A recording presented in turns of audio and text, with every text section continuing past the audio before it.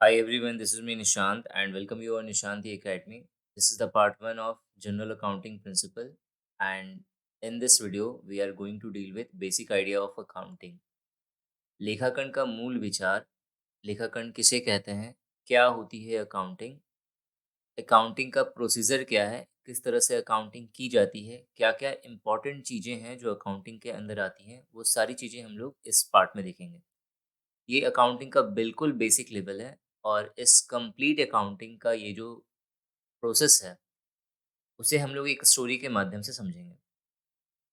इस स्टोरी का बहुत बड़ा रोल है, स्टोरी थोड़ी-सी लंबी है, लेकिन ये आपकी कंप्लीट सीरीज़ जब तक मैं ये सीरीज़ करवाऊँगा, तब तक ये स्टोरी आपको रिटेन करके रखनी है, क्योंकि सारी चीज़ें आपको इस स्टोरी के थ्रू ही क्लियर होंगी।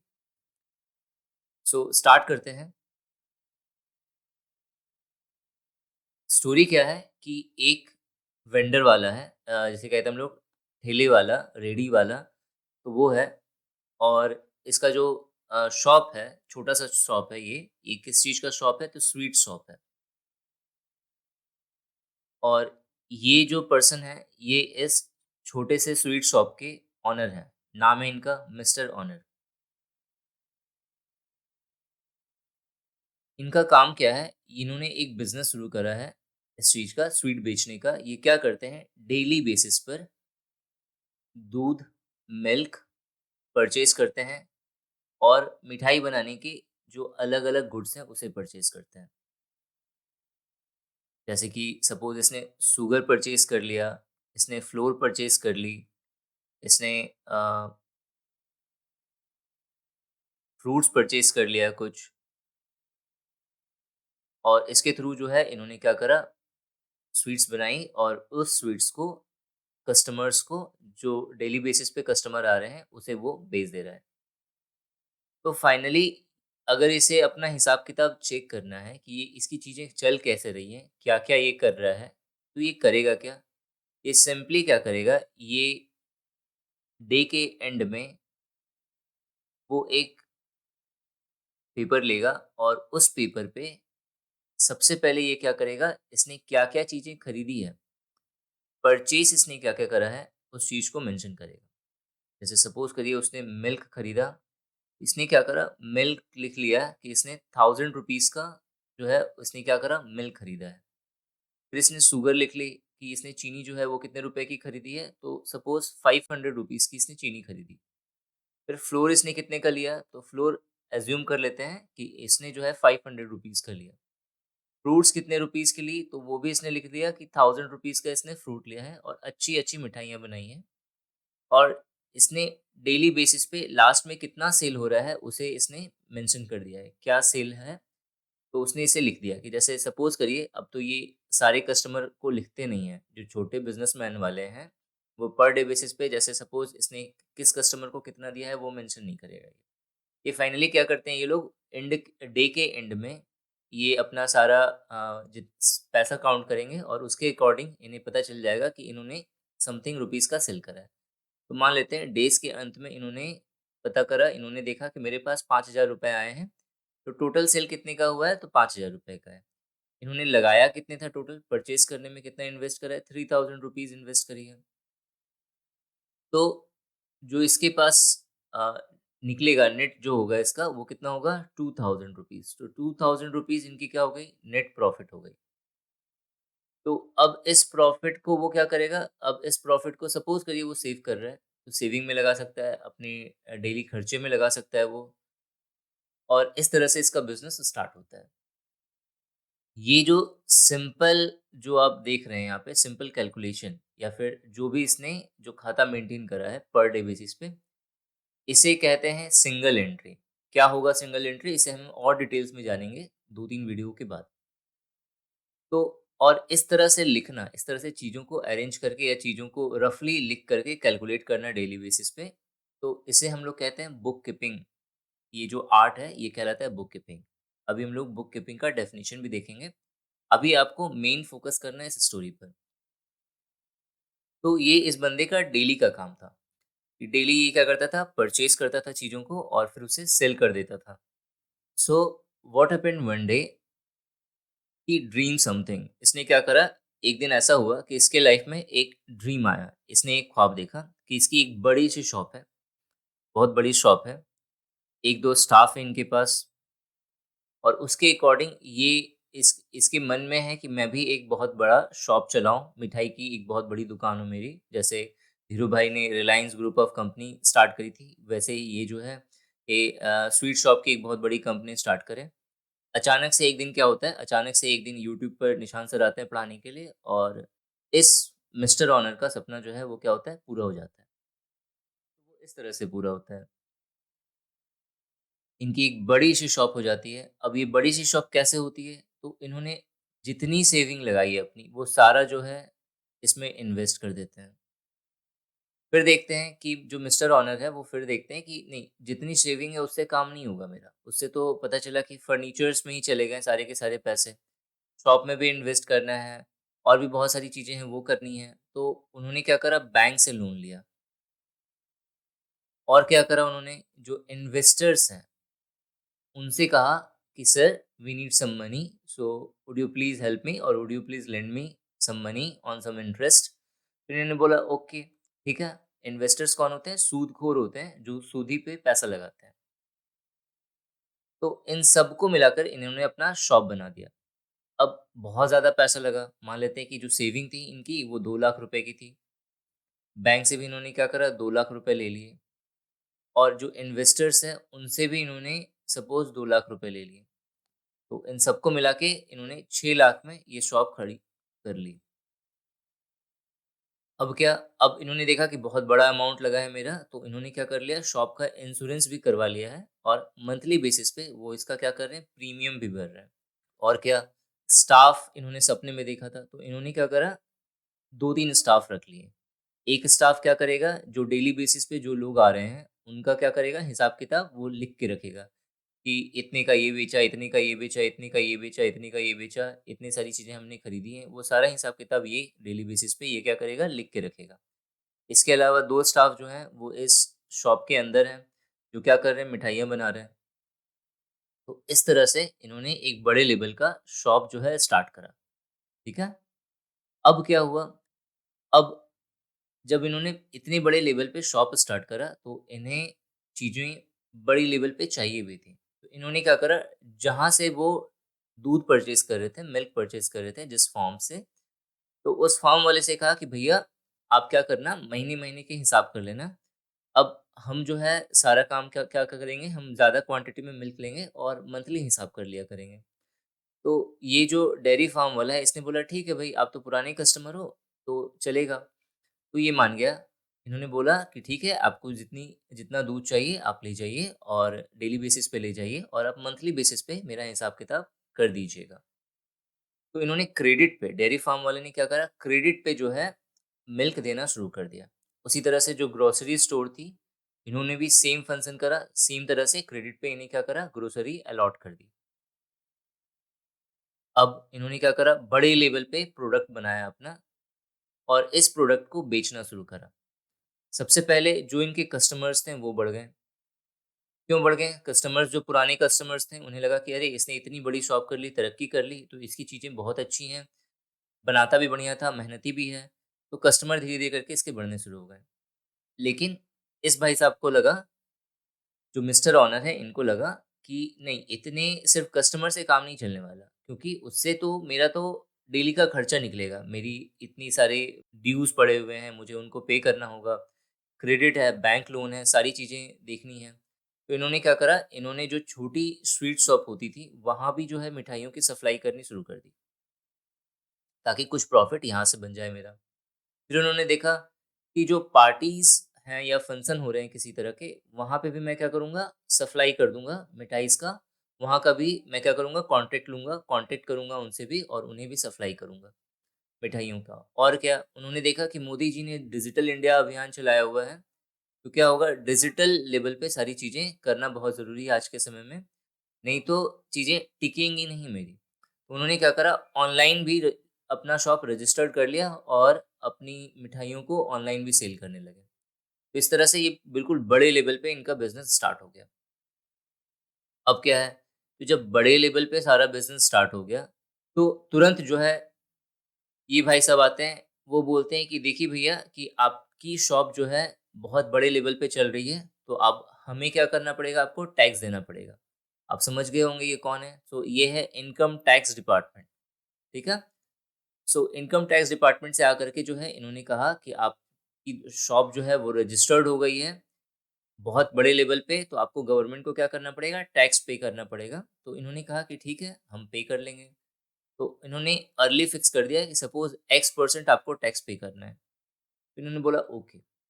तो जब सारी चीज़ें जब स्टार्ट हो गई, रन करने लगी, तो कुछ दिनों के बाद मिस्टर ऑनर को लगता है कि चीज़ें तो रन तो हो रही हैं, लेकिन समझ में नहीं आ रहा है कि हिसाब किताब कैसे करा जाए।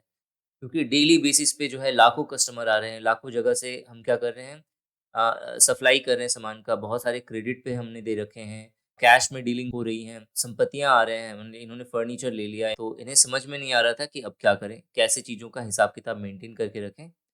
तो इन्हें लगा कि हम क्या करेंगे, हम एक अकाउंटेंट, एक पढ़े लिखे अकाउंटेंट को हायर करेंगे, जो क्या करेगा, चीज़ों को मेंटेन करके रखेगा। मेरा मंथली बेसिस पे या अर्ली बेसिस पे मेरा सारा हिसाब किताब कर देगा और मुझे फाइनली जो है वो बता देगा कि मुझे कहाँ कितनी चीज़ें देनी है। तो ये जो भाई साहब हैं, ये हैं मिस्टर अकाउंटेंट,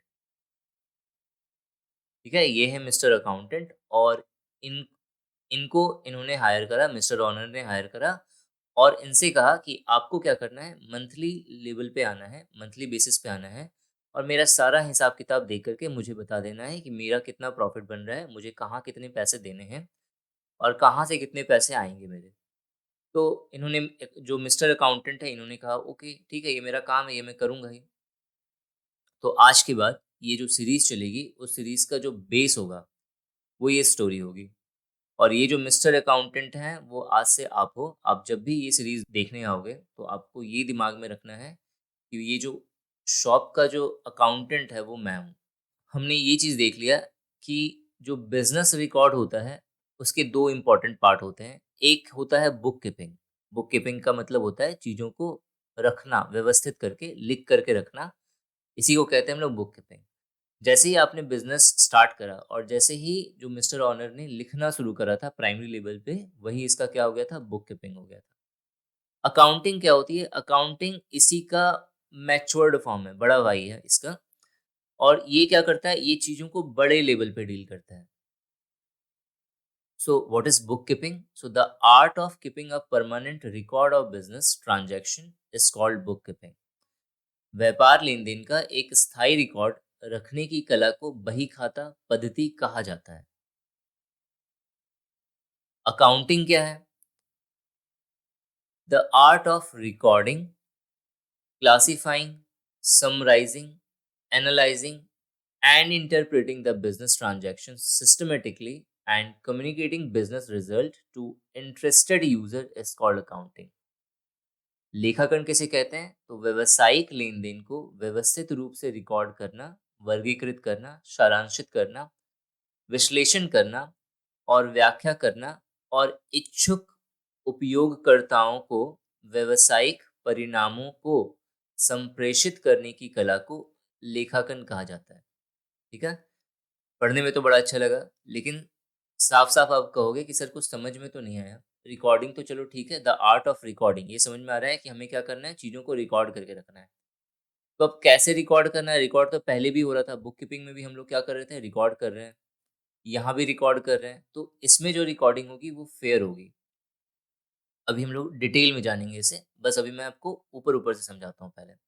तो रिकॉर्ड करेगा सबसे पहले, फेयर रिकॉर्डिंग होगी, फिर क्या होगा, चीज़ों को क्लासिफाई करा जाएगा। क्लासिफाई का मतलब क्या होता है, वर्गीकृत करना, बाँटना। कैसे बाँटेंगे अभी हम लोग देखते हैं। समराइज़ करना, उसे फिर समराइज़ कर देना, फिर एनालाइज़ करना चीज़ों को कि कैसे क्या चीज़ें चल रही हैं, फिर इंटरप्रीट करना उन सबको। इंटरप्रीट करना मतलब व्याख्या करना, बताना कि हाँ, क्या हुआ है, प्रॉफ़िट हुआ है या लॉस हुआ है, और अगर ये प्रॉफ़िट हुआ है तो क्यों हुआ है, अगर ये लॉस हुआ है तो क्यों हुआ है। और फाइनली क्या करना, कम्युनिकेटिंग करना बिजनेस रिजल्ट को टू द इंटरेस्टेड यूजर। अब इंटरेस्टेड यूजर या फिर इच्छुक उपयोगकर्ता किसे कहते हैं? जैसे सपोज करिए जो मिस्टर ऑनर है वो इच्छुक है, वो जानना चाहते हैं कि भाई क्या हुआ है, मेरे बिजनेस में प्रॉफिट हुआ है या लॉस हुआ है, ठीक है, ये सारी चीजें आप बताओ, तो ये इंटरेस्टेड यूजर हो गया। कोई कस्टमर है, उनका जैसे मान लेते हैं मिल्क शॉप वाला या मिल्क फार्म जो है वो आ गया पैसे माँगने के लिए। उन्होंने बोला कि भई आपका उधार जो है 2 लाख रुपए का है और जो है मिस्टर ऑनर या अकाउंटेंट के अकॉर्डिंग इनका जो उधार है वो सिर्फ़ 1.5 लाख रुपए का है। तो अब ये क्या हो गया, ये इच्छुक हो गया कि बताइए आपने कैसे कैलकुलेट करा, मुझे देखना है चीज़ों को। तो ये क्या करेगा, वो सारा अपना हिसाब-किताब दिखाएगा, जो मिल्क ऑनर का है वो, या फिर जो फार्म का है, मिल्क फार्म का है, उसका सारा हिसाब-किताब उसे दिखाएगा कि देखिए ये सारी चीज़ें आपकी हैं और 1.5 लाख रुपए का जो है सारा क्रेडिट है आपका। तो ये सारे क्या होते हैं, ये सारे इंटरेस्टेड यूज़र होते हैं। उन्हें क्या करना पड़ता है, उन्हें कम्युनिकेट करके बताना पड़ता है कि आपका कितना क्या हुआ है हिसाब-किताब, वो सारी चीज़ें। इसके अलावा और कौन होता है इंटरेस्टेड यूज़र, जैसे कि सपोज़ टैक्स डिपार्टमेंट है, वो देखेगा अगर टैक्स डिपार्टमेंट ने बोला कि X% आपको टैक्स देना पड़ेगा और फाइनली जब इसने चेक करा कि नहीं आपका प्रॉफिट तो बहुत ज़्यादा है, बहुत ज़्यादा लेवल पे आप बिज़नेस कर रहे हो, तो आपको X% टैक्स नहीं देना है, आपको X+5% टैक्स देना है। तो ये सारे कौन है? ये सारे इंटरेस्टेड यूज़र हैं। जो है वो है accounting procedure, procedure of accounting, लेखाकरण की प्रक्रिया। क्या होती है लेखाकरण की प्रक्रिया? तो अकाउंटिंग करने का प्रोसीजर क्या है, तरीका क्या है, किस तरह से अकाउंटिंग की जाती है, इसे हम लोग दो तरीके से समझते हैं या दो तरीके से अकाउंटिंग की जाती है। एक होता है generating financial information. Generating financial information, तो जो मिस्टर अकाउंटेंट है यानी कि आप, ये क्या करेंगे जब इन्हें अपॉइंट करा गया, तो इन्होंने क्या करा, डेली बेसिस पे जो रफ वर्क उसके स्टाफ ने करा था, उस स्टाफ का नाम था स्टाफ ए। उससे क्या करा, उस रफ वर्क को और भी जितनी सारी डीलिंग्स है, कैश मेमो होंगी कुछ, ठीक है, इन्होंने जो जो सामान क्रेडिट पे खरीदा होगा वो लिया होगा, वो सभी चीजें जो है सारा रिकॉर्ड उन्होंने क्या करा, इन्होंने अपने पास लिया और उससे क्या करा, उससे जेनरेट करा। जेनरेट करना समझ में आ रहा है आपको, उत्पन्न करना। उन्होंने चीज़ों को, फाइनेंशियल इन्फॉर्मेशन को जेनरेट करा और उस जेनरेट करके इन्होंने फेयर वर्क करना शुरू करा। चीज़ों को बनाना शुरू करा कि किस तरह से हमें मुझे अकाउंटिंग करनी है, उसके लिए एक डाटा बनाना शुरू करा। स्टार्टिंग का प्राइमरी बेसिस पे जैसे आप समझ लीजिए कि अगर आप किसी आप आपने बचपन में जैसे स्कूल में अगर पढ़ाई करी होगी, तो हम लोग क्या करते थे, एक नोटबुक लेकर के जाते थे मोटी-सी और उसी में सारा सब्जेक्ट उसी में मेंशन करते थे, उसी में लिखते थे। और फिर फाइनली घर आकर के उन सारे सब्जेक्ट को अलग-अलग नोटबुक में मेंशन करते थे। जैसे हिस्ट्री अलग जगह पे पढ़ ली, फिजिक्स अलग जगह पे लिख दिया, केमिस्ट्री का नोट्स अलग जगह पे बना लिया और उसे अच्छे से नीट एंड क्लीन करके रखते थे। तो सबसे पहले जो मिस्टर अकाउंटेंट हैं आप, वो क्या करोगे, जो भी रफली मेंशन्ड है सारी चीज़ें, जो भी उनके पास डाटा है, रिसोर्सेज़ है, उससे फेयरली सारी चीज़ें एक जगह पे मेंशन करेगा। यहाँ से वो क्या करेगा, फाइनेंशियल रिकॉर्डिंग जनरेट करने की कोशिश करेगा। तो पहला प्रोसीजर तो ये है। दूसरा प्रोसीजर क्या है? इनके स्टाफ ने ऑलरेडी फाइनेंशियल इन्फॉर्मेशन जो है जनरेट करके रखा है। मतलब चीज़ों को रफली भी मेंटेन करके रखा है और ऑनर जो हैं, मिस्टर ऑनर, वो क्या करते हैं, वो खुद रात को बैठते हैं और वो डेली बेसिस पे चीज़ों को रात में लिख के रखते हैं कि आज जो है उन्होंने क्या-क्या करा है। बहुत अच्छे से उन्होंने मेंशन कर दिया, सारी चीज़ें एक जगह पे कर दी। फिर अगले दिन का वो भी सारी चीज़ें एक जगह पे मेंशन करके रख दी और फिर मिस्टर ऑनर को बोला कि देखिए हमने जो है स्टार्टिंग का सारा फॉर्मेट करके रखा है, सारा प्रोसीजर करके रखा है, आप मेरा सारा कैलकुलेशन कर दीजिए आकर के, मुझे बता दीजिए एनालाइज़ करके कि चीज़ें चल कैसे रही है मेरे बिज़नेस में। तो एक तो ये है।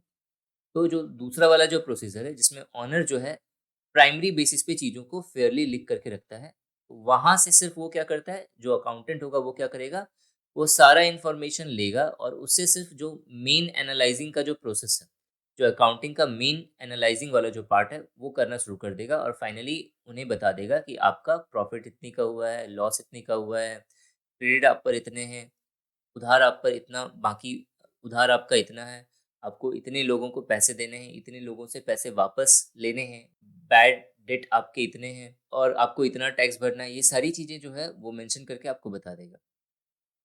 तो जो दूसरा वाला जो प्रोसेस है उसे कहते हैं यूजिंग ऑफ फाइनेंशियल इंफॉर्मेशन। तो पहला वाला बहुत इंपॉर्टेंट है और पूरी अकाउंटिंग इसी पर बेस्ड है। दूसरा वाला सिंपल है, उसी का पार्ट है, तो वो भी उसके अंदर कवर हो जाएगा। तो प्रोसीजर ऑफ अकाउंटिंग समझने के लिए जो फर्स्ट वाला था, जेनरेटिंग फाइनेंशियल इंफॉर्मेशन, इसे समझने के लिए मैंने क्या करा, एक दिन का जो रिकॉर्ड है उसे देखा। स्टाफ ए था, उसने मिस्टर अकाउंटेंट को अपने डेली रिकॉर्ड जो है मंथली बेसिस पे ला करके दे दिए। वो बहुत ही रफली मेंशन है। तो इनका पहला काम क्या है कि भाई इस तरह से रफ वर्क से नहीं चलेगा। इस रफ वर्क का मतलब क्या है, उन्होंने कुछ चीज़ें, उसके स्टाफ ने कुछ चीज़ें एक जगह पे लिखी एक दिन का, कुछ उन्होंने कैश मेमो जो है उसी के साथ अटैच कर दिया, यहाँ पे स्टेपल कर दिया, कुछ चीज़ें कहीं और लिखी हैं, कुछ कहीं और लिख दिया। तो ये सारी चीज़ें जो है कलेक्ट करके सबसे पहले जो मिस्टर अकाउंटेंट है उसे क्या करेगा, डेली बेसिस पे डेट वाइज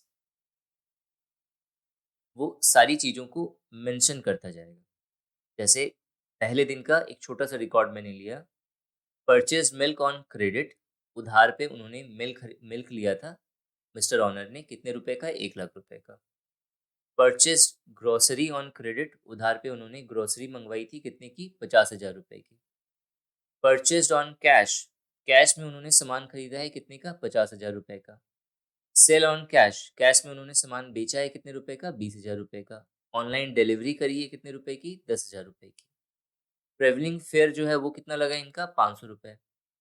इंश्योरेंस प्रीमियम ये कितने का इन्होंने करवाया पहले दिन, तो 5,000 रुपए का इन्होंने इंश्योरेंस प्रीमियम भी अपना फर्स्ट डे भर दिया।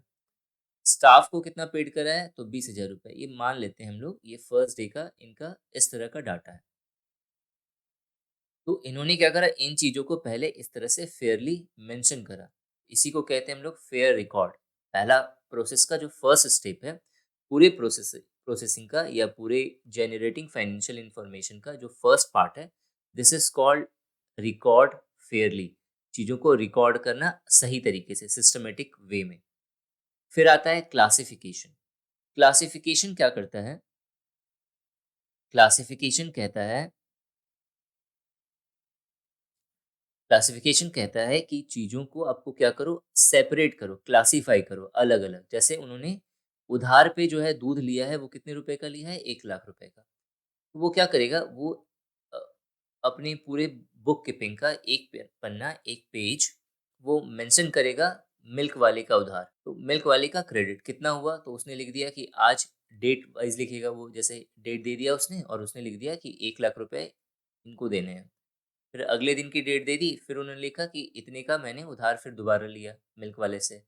फिर डेट दिया, फिर उन्होंने लिखा कि इस तारीख को मैंने इतने रुपए का उधार लिया है। तो इस तरह से वो क्या करेगा, एक अकाउंट बनाएगा, किसका, तो मिल्क का एक अकाउंट बनाएगा वो। दूसरा इसी तरह से ग्रोसरी वाले का एक अकाउंट बनाएगा वो, जिसमें वो ग्रोसरी वाले का पर डे के अकॉर्डिंग सारी चीज़ें मेंशन करेगा कि कितना-कितना वो उधार ले रहा है उससे। तो 2 अकाउंट मेंटेन हो गए, उन्होंने 2 चीज़ें क्लासिफाई कर दी, एक मिल्क वाले का अकाउंट, दूसरा ग्रोसरी वाले का अकाउंट। तीसरा उन्होंने परचेज़ करा था ऑन कैश, तो कैश दे करके उन्होंने कुछ सामान परचेज़ करा। तो एक वो क्या करेंगे, वो एक अकाउंट बनाएगा जो कैश में सारी चीज़ें कर रहा है, तो कैश का अकाउंट, उसमें वो सारी चीज़ें लिखेगा जो वो कैश में परचेज़ कर रहा है। आप इसे परचेज़ अकाउंट भी कह सकते हैं, परचेज़ अकाउंट या कैश अकाउंट, जिसमें वो क्या करेगा, सारी चीज़ें मेंशन कर रहा है। नेक्स्ट उसने क्या करा है, नेक्स्ट उसने सेल करा है कैश दे करके। कितने रुपए का, तो 20,000 रुपए का। तो वो क्या करेगा, फिर से एक अकाउंट बनाएगा। किसका इस बार अकाउंट बनाएगा, तो इस बार वो बनाएगा सेल का अकाउंट। तो सेल अकाउंट में उसने क्या करा, डेली बेसिस पे चीज़ें मेंशन करनी शुरू कर दी कि कितने-कितने का हर दिन उसने सेल करा है। उसी तरह से ट्रैवलिंग का एक अकाउंट बना लेगा, इंश्योरेंस प्रीमियम का एक अकाउंट बना लेगा, स्टाफ को कितना-कितना पेड कर रहा है उसका एक अकाउंट बना लेगा वो। तो इस तरह से वो चीज़ों को क्या करेगा, क्लासिफाई करेगा, डिवाइड करेगा। फिर क्या करेगा, समराइज़ करेगा। समराइज़ क्या है? समराइज़ है एक ऐसा प्रोसेस जिसमें वो सारा हिसाब-किताब समझ करके, वो साइड-साइड में वो कहीं-कहीं पे लिखता जाएगा। जैसे मिल्क वाले को कितना पे करना है, तो मिल्क वाले को इतने रुपीज़ पे करने हैं। ग्रोसरी वाले को कितना पे करना है, वो भी उसने समराइज़ करके एक जगह पे लिख दिया। फिर जो है, अगर इसने इसे कहीं से लेना हो पैसे, तो वो भी लिख देगा कि जो है मुझे इस बंदे से, जैसे सपोज़ 2-3 कस्टमर है इसके, जैसे जो जो ये डिलीवरी कर रहा है शॉप वाले को, अलग-अलग तरह की शॉप को, मिठाई की शॉप को, तो उनमें से कुछ मिठाई की दुकान ऐसी हैं, जो मंथली बेसिस पे उसे पे करती हैं, तो उनका उन्होंने अकाउंट बना लिया। तो उनका भी इन्होंने मेंशन कर दिया अलग से कि जो है मुझे इस शॉप से, फर्स्ट शॉप से मुझे इतने रुपीज़ लेने हैं, जहाँ मैं डिलीवरी कर रहा हूँ मिठाई की। दूसरा एक शॉप है, उससे मुझे इतने रुपीज़ लेने हैं। तो ये सारी चीज़ें उसने क्या कर दी, समराइज़ कर दी लिख कर के। नेक्स्ट आता है एनालाइज़ करना। एनालाइज पार्ट ये कहता है वो सबको कितना उसे देना है और किससे उसे लेना है, ये सारा चीज़ कैलकुलेट करके वो बता देगा कि प्रॉफिट हो रहा है या लॉस हो रहा है आपको बिजनेस में, आपके एसेट कितने हैं, वो सारी चीज़ें वो जो है वो एनालाइज कर लेगा सारी चीज़ों को। देन आता है इंटरप्रीट का पोर्शन। इंटरप्रीट करता है, व्याख्या करता है। इंटरप्रीट को हिंदी में क्या कहते हैं? व्याख्या करना। तो इंटरप्रिटेशन में क्या होता है? इंटरप्रिटेशन में अगर लॉस हो रहा है तो क्यों हो रहा है? अगर डेबिट साइड और क्रेडिट साइड हमेशा इक्वल आनी चाहिए, तो अगर इक्वल नहीं आ रहे हैं तो क्यों इक्वल नहीं आ रहे हैं? कहाँ पे मिस्टेक हो रही है उस चीज़ को चेक करना। ये सारी चीज़ें हम लोग कहाँ करते हैं? इंटरप्रेट में करते हैं। और फाइनली जो पार्ट आता है वो होता है मेरा कम्युनिकेशन का पार्ट। कम्युनिकेशन में चीज़ों को क्या करा जाता है? बता दिया जाता है। जैसे ये जो मिस्टर अकाउंटेंट है यानी कि आप क्या करोगे? मिस्टर ओनर के पास जाओगे और उन्हें बता दोगे कि सर मैंने आपका सारा कैलकुलेशन कर दिया है और उसके अकॉर्डिंग आपको जो टैक्स पे करना है वो आपको इतना पे करना है। आपका जो प्रॉफ़िट हो रहा है, नेट प्रॉफ़िट आपका जो है वो इतने रुपीज़ का हो रहा है। आपको इन्वेस्टर्स को इतने रुपए पे करने पड़ेंगे। आपको मिल्क वाले को इतना पे करना पड़ेगा, ग्रोसरी वाले को इतना पे करना पड़ेगा। स्वीट श पहली जो शॉप है स्वीट की जिसको आप उधार दे रहे थे, उससे आपका इतना हिसाब लेना है। जो दूसरा वाला स्वीट शॉप है वो बंद हो गया है और उसका ओनर जो है बहुत दिन से नहीं आ रहा है, तो वो पैसे आपके नहीं देंगे, वो पैसे आपके डूब गए। ये सारी चीज़ें वो क्या करेगा? मेंशन कर देगा। तो इसी को कहते हैं हम लोग कम्युनिकेट कर देना। आई होप सारी चीज़ें यहाँ तक क्लियर हो गई होंगी। अब ये सारे रिकॉर्ड को हम आपकी नोट्स के अकॉर्डिंग आपको जिस तरह से नोट्स बनाने हैं, जो-जो चीज़ें आपको मेंशन करनी है, वो पार्ट देख लेते हैं। पहला जो है, वो है वित्तीय जानकारी उत्पन्न करना या जनरेटिंग फाइनेंशियल इन्फॉर्मेशन। इसके अंदर जो फर्स्ट थिंग है, वो है रिकॉर्डिंग का। तो व्हाट इज़ रिकॉर्डिंग?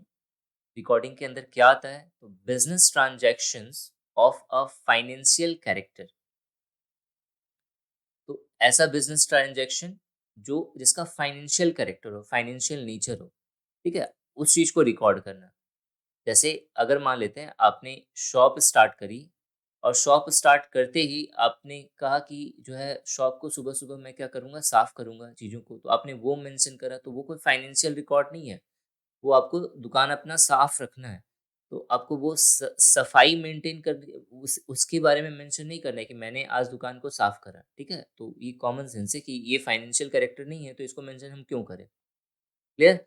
आपने किसी भिखारी को ₹1 दे दिया तो वो आपको मेंशन नहीं करना कि जो है आपने ₹1 दिए हैं क्योंकि लाखों का बिज़नेस हो रहा है तो उसमें ₹1 जो है वो इम्पोर्टेंट नहीं होता। तो हिसाब-किताब जो है ना एक-एक रुपए का नहीं रखना, उसमें क्या करना है सारी चीज़ें जो आपका जो भी जो छोटा-मोटा ट्रांज़ैक्शन है उसे सबको समराइज़ करके एक जगह पे लिख देते हैं। वो एक अलग चीज़ है, हम लोग आगे चल के देखेंगे उस चीज़ को। तो जो फालतू चीज़ें हैं, जो ट्रांज़ैक्शन का पार्ट नहीं है, फाइनेंशियल ट्रांज़ैक्शन का पार्ट नहीं है, फाइनेंशियल नेचर नहीं है, उन्हें मेंशन नहीं करते रिकॉर्डिंग में। So what is recording? Business transaction of a financial character as evidenced by some documents such as sale bill, passbook, salary slip, cash memo, etc. are recorded in the book of account.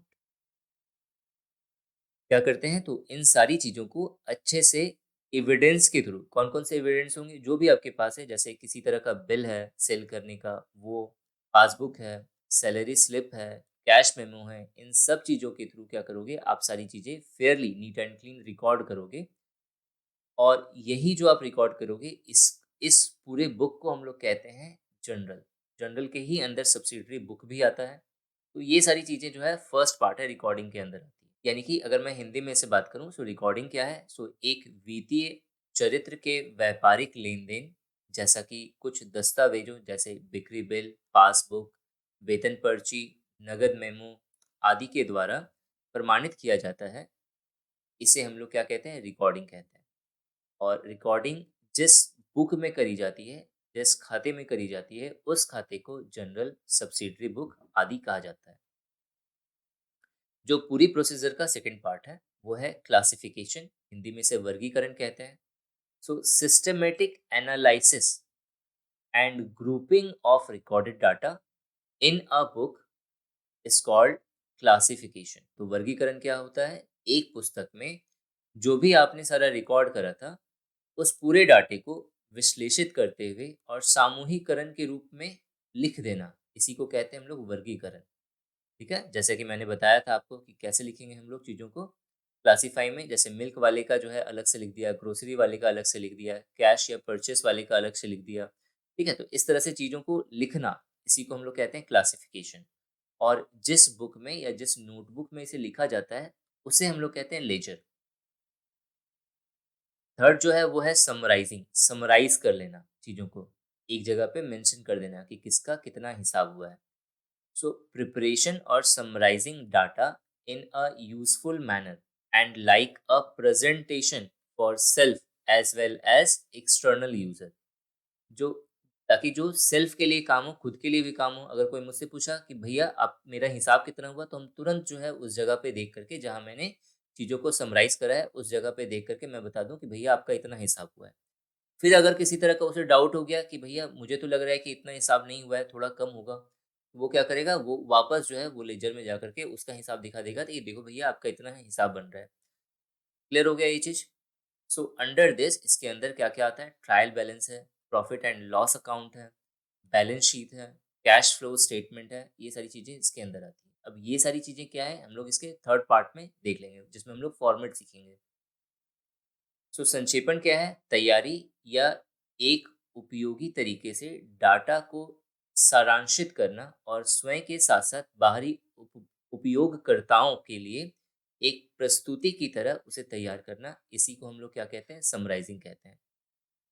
इसके अंदर trial balance, लाभ या हानि खाता, इसके यहाँ ये गलत हो गया यहाँ पे, यहाँ होगा इसके तहत, यहाँ पे आएगा तो इसके तहत ट्रायल बैलेंस, कॉमा, लाभ और हानि खाता या लेखा, बैलेंस शीट जिसे हिंदी में कहते हैं तुलन पत्र, कैश फ्लो स्टेटमेंट, नकदी प्रवाह विवरण, ये सारी चीजें इसके अंदर आती हैं। जो प्रोसीजर का जो नेक्स्ट पार्ट है उसे कहते हैं हम लोग एनालाइजिंग, विश्लेषण, चीजों को क्या करना है, एनालाइज करना। So this is the methodical classification of data in simplified form and it is concerned with the establishment of relationship between the items of profit and loss account and balance sheet. It provides the basis of interpretation. Analysis क्या है? तो यह सरलीकृत रूप में data का व्यवस्थित वर्गीकरण है और यह लाभ और हानि खाते और बैलेंस शीट के बीच संबंध स्थापित करने से संबंधित है। या व्याख्या के लिए आधार प्रदान करता है। व्याख्या मतलब इंटरप्रेट करना, जो आगे वाला जो हम लोग देखेंगे व्याख्या, मतलब चीज़ों को मेंशन करके बता देना। तो उसके लिए क्या करता है, एनालाइज करा जाता है चीज़ों को कि कहाँ पर क्या चीज़ें हो रही है, प्रॉफिट हो रहा है तो क्यों हो रहा है, लॉस हो रहा है तो क्यों हो रहा है, ठीक है? बेड डेट कहाँ पे है, वो सारी चीज़ें एनालाइज करना। नेक्स्ट जो पार्ट है वो है मेरा इंटरप्रिटेशन। इंटरप्रिटेशन के अंतर्गत क्या है? सो this is the final function of accounting and will enable the end user. And user क्या है? And user means interested user के जैसा। अभी हम लोग अच्छे से देख लेंगे एंड यूजर किसे कहते हैं। सो this is the final function of accounting and will enable the end user to make a meaningful judgment about the financial condition and profitability of the business operations. अब व्याख्या किसे कहते हैं? यह लेखांकन का अंतिम कार्य है जो अंतिम उपयोगकर्ताओं को वित्तीय स्थिति और व्यवसाय संचालन की लाभप्रदता के बारे में एक सार्थक निर्णय लेने में सक्षम करता है। मतलब सपोज करिए कि आपके पास टैक्स डिपार्टमेंट वाले आ गए कि भाई हमें क्या करना है, चेक करना है कि आप जितना टैक्स भर रहे हैं वो सही है या नहीं। तो वो क्या करेंगे, तो वो बोलेंगे सबसे पहले कि आपने जो सारा अपना डॉक्यूमेंट्स मेंटेन करके रखा है, सारी चीज़ें जो अपनी लिख के रखी हैं, उसे आप लेकर के आइए। तो उसे देखेंगे तो उसमें क्या होगा, उसमें एक ऐसी जगह होगी जहाँ पे सारी चीज़ें बिल्कुल व्यवस्थित रूप से व्याख्या करी हुई होंगी, इंटरप्रेटेड होगी वो सारी चीज़ें, कि अगर इतना प्रॉफ़िट हो रहा है तो ये क्यों हो रहा है? अगर इतना लॉस हो रहा है तो ये क्यों हो रहा है? हम लोग टैक्स इतना भर रहे हैं, सपोज़ 5% टैक्स भर रहे हैं, जितना भी हमारा टर्नओवर है उसका 5% हम लोग क्या कर रहे हैं, टैक्स भर रहे हैं। तो वो सारी चीज़ें एक जगह पे मेंशन होंगी। वो क्या करेगा, वो उस चीज़ को चेक करेगा और उसके अकॉर्डिंग बाकी पहले वाली चीज़ें और बाद वाली चीज़ों को वो मिलाएगा, कि चीज़ें बिल्कुल सही चल रही हैं या नहीं। तो उस पार्ट को हम लोग कहते हैं इंटरप्रिटेशन। एंड यूज़र कौन हुआ? जो एंड में देख रहा है, जैसे टैक्स डिपार्टमेंट वो देखेगा, मिस्टर ऑनर है वो देखेंगे। अगर कोई एम्प्लॉयर और है, इन्होंने हायर करा कि जाके चेक कर कि वो जो अकाउंटेंट जो है यानी कि आप, वो सारा काम ठीक से करा है कि नहीं उसने। या फिर आपने जैसे मिस्टर ऑनर को बोल दिया कि सर आपका इस बार लॉस हो गया, तो वो क्या हो जाएगा, वो डर जाएगा कि अरे मेरा लॉस हो गया, मैं कैसे चीज़ों को मेंटेन करूँगा, इतने इतने उधार हैं। तो वो क्या करेगा, किसी और को बुलाया उसने या खुद ही जो है वो सारा खाता लेकर के बैठ गया, नहीं नहीं मुझे चेक करना है कि मैंने गलती कहाँ कर दी। तो जो आपने लिखा है उन सभी चीज़ों को चेक करना, जो चेक कर रहा है, जो देख रहा है, उसी को क्या कहेंगे हम लोग, एंड यूज़र कहेंगे। नेक्स्ट है कम्युनिकेटिंग, संचार। संचार करना मतलब बता देना, फाइनली ट्रांसमिशन करना। So concern with transmission of summarised, analysed and interpreted information to the end user to enable them to make a rational decision. वो क्या करेगा, यानी आप क्या करोगे, आप हो मिस्टर अकाउंटेंट, सारी चीजें बना करके आपने सीधा मिस्टर ऑनर के पास गए आप और उसे बोल दिया कि सर आपको 5 लाख रुपए का प्रॉफिट हुआ है। वो खुश हो गया। उसे आपने कह दिया कि जो है आपको क्या करना है, उसमें से 50,000 आपको टैक्स पे करना है। तो इस तरह से जो है वो सारी चीज़ें क्या करना, कम्युनिकेट करके बता देना सामने वाले को कि आपका इस तरह का हिसाब-किताब हो रहा है। इसी को कहते हैं हम लोग कम्युनिकेटिंग या संचार। अब जो इसका सेकंड पार्ट है वो ये है यूजिंग फाइनेंशियल इन्फॉर्मेशन। मतलब जो भी चीज़ें हमने फर्स्ट 2 जो पार्ट है इसका, फर्स्ट 2 पार्ट मतलब आपका यहाँ पे पहला रिकॉर्डिंग और दूसरा होता है क्लासिफिकेशन। ये दोनों बुक कीपिंग के पार्ट हैं। रिकॉर्ड, ये पूछा जा सकता है कि बुक कीपिंग के अंदर क्या-क्या आता है? तो रिकॉर्डिंग और क्लासिफिकेशन, ये 2 चीज़ें जो है बुक कीपिंग के अंदर आती हैं। तो ये 2 बुक कीपिंग अगर किसी ने पहले से मेंटेन करके रखा है, जैसे मैंने मान लिया कि मिस्टर ऑनर जो है वो डेली बेसिस पे इन सारी चीज़ों को मेंटेन कर रहे हैं। उस डाटा को लेकर, मतलब बुक कीपिंग के ये 2 डाटा को लेकर के अगर जो मिस्टर अकाउंटेंट है, यानी कि आप, वो क्या कर रहे हो, तो आप क्या कर रहे हो, बाकी का जो पार्ट है, बाकी के जो 4 पार्ट्स हैं, उसे आप कवर कर रहे हो। तो इसे कहते हैं हम लोग accounting procedure using financial information. अब ये काम मेनली करता कौन है? ये काम मेनली 2 तरह के यूज़र करते हैं। एक होता है मेरा इंटरनल यूज़र, दूसरा होता है एक्सटर्नल यूज़र। इंटरनल यूज़र में कौन-कौन हो सकता है? जैसे मैनेजर। आपने क्या करा, सारी चीज़ें देख कर के आपने मैनेजर को हैंडओवर कर दिया, उसे बता दिया कि इतनी सारी चीज़ें हैं जो आपको करनी है। यहाँ-यहाँ आपको पे करना है, यहाँ-यहाँ आपका प्रॉफ़िट हुआ। वो मैनेजर क्या करेगा, वो मैनेजर वो सारी चीज़ें लेकर के, वो सारा इन्फॉर्मेशन आपका लेकर के उन सब चीज़ों को मिलाकर देखेगा। ठीक है? तो मैनेजर ये काम कर रहा है यूज़िंग फाइनेंशियल इन्फॉर्मेशन, वो क्या कर रहा है, अकाउंटिंग का प्रोसीजर वो दोबारा कर रहा है। ऑनर कर सकता है, कोई एम्प्लॉयी अगर उसने हायर करा तो वो कर सकता है। एक्सटर्नल यूज़र कौन-कौन है? जो यूज़िंग फाइनेंशियल इन्फॉर्मेशन अकाउंटिंग का प्रोसीजर करेंगे। तो सपोज़ करिए बैंक है, मान लीजिए कुछ साल के बाद जो मिस्टर ऑनर है उन्हें लगा कि ये जो है मेरा जो शॉप है वो बहुत बड़े लेवल पे जा रहा है, तो मैं क्या करता हूँ, इसकी फैक्ट्री लगा देता हूँ। मैं दूध का, मिल्क का फार्म भी मैं ही खोल लेता हूँ ताकि मेरा ज़्यादा से ज़्यादा प्रॉफ़िट हो। तो वो क्या करेगा, वो बैंक जाएगा, बैंक जाकर के लोन के लिए अप्लाई करेगा। तो बैंक वाले आकर के उसे क्या करेंगे, उसका पहले फाइनेंशियल स्टेटमेंट चेक करेंगे कि चीज़ें उसकी सही हैं या नहीं, उसकी कंपनी प्रॉफ़िट हो रही कर रही है कि नहीं, इनका इनका पैसा डूबेगा तो नहीं अगर वो लोन दे प्रोवाइड कर रहे हैं। तो वो क्या करेगा, बैंक वाला कहेगा कि जो है आप अपना सारा डॉक्यूमेंट जो भी आपने मेंटेन करा है अकाउंटेंसी का खाता, उसे आप लेकर के आइए। तो ये भाई साहब क्या करेंगे, स्टार्टिंग के 2-3 जो पार्ट्स हैं वो लेकर के जाएँगे। उसे लेकर के इन सारी इन्फॉर्मेशन को लेकर के, या फिर वो सारा रिकॉर्ड जो इसने मेंटेन करा है, वो सब लेकर के जो है वो बैंक के पास जाएगा और बैंक वाले क्या करेंगे, वो सारा इन्फॉर्मेशन लेकर के खुद से जो है वो अकाउंटेंसी का कुछ प्रोसीजर करके चेक करेंगे कि इनमें इनका जो प्रोसीजर है वो सारा सही है या नहीं। ठीक है? तो ये बैंक वाले भी क्या करते हैं, फाइनेंशियल इन्फॉर्मेशन को यूज़ करके अकाउंटेंसी करते हैं। कस्टमर कर सकता है, ठीक है? जैसे मान लेते हैं जो मिल्क फार्म वाला था, उसने उसने बताया कि भैया मेरे तो 2 लाख रुपए जो है आपके ऊपर क्रेडिट है, उधार है, तो आपको 2 लाख देने हैं। अकाउंटेंट कह रहा है कि नहीं आपके तो 1.5 लाख है, तो उस समय क्या करेगा, उस समय जो भी उसका रिकॉर्ड मेंटेन है, जो भी मिल्क वाले का जहाँ पे लिखा हुआ है सारी चीज़ें, वो क्या करेगा, वो वाला पन्ना निकालेगा, उसे सारी चीज़ें दिखाएगा कि देखिए ये सारी चीज़ें मेंशन है आपकी। इस दिन को इतना सारा सामान हुआ है, और वो भी अपना जो दूध वाले ने मेंटेन करा होगा, तो वो भी अपना मिला कर के चेक कर लेगा। वो भी करता है, कस्टमर भी कर सकते हैं, इन्वेस्टर भी कर सकते हैं। यहाँ पे वो कस्टमर नहीं आएगा मिल्क वाला, यहाँ पे वो क्रेडिटर आएगा जिसने उधार दिया है सामान को, ठीक है? फिर इन्वेस्टर्स हैं, वो चेक कर सकता है। गवर्नमेंट चेक कर सकती है, टैक्स डिपार्टमेंट जो है वो चेक कर सकता है। तो ये पूरी अकाउंटिंग का बिल्कुल बेसिक था, जिससे मैंने आपको चीज़ें समझाने की कोशिश करी है कि अकाउंटिंग का प्रोसीजर होता क्या है, क्या-क्या चीज़ें इसमें इम्पोर्टेंट हैं। सो अगर आपको ये वीडियो पसंद आया, अगर आपको लगता है कि चीज़ें बेसिक लेवल पे क्लियर हो गई, तो लाइक बटन ज़रूर हिट करें। Thanks for watching and wish you good luck for your paper.